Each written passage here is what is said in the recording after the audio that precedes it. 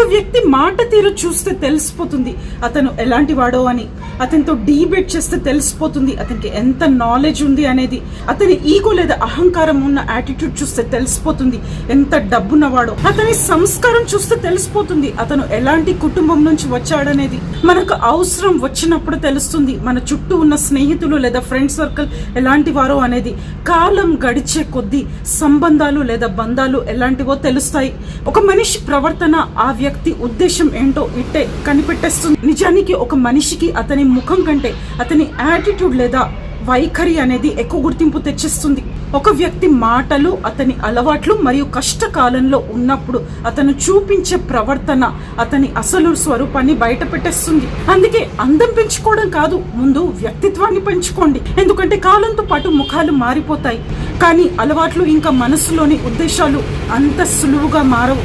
కానీ అలవాట్లు మరియు మనసులోని ఉద్దేశాలు అంత సులువుగా మారవు. మీరు కూడా మనుషులను వారి ముఖంలో ఉన్న అందాన్ని కాదు, వారి వ్యక్తిత్వాన్ని బట్టి గుర్తించేవారైతే తప్పకుండా ఛానల్ లైక్ చేయండి, షేర్ చేయండి, ఇంకా సబ్స్క్రైబ్ చేయండి.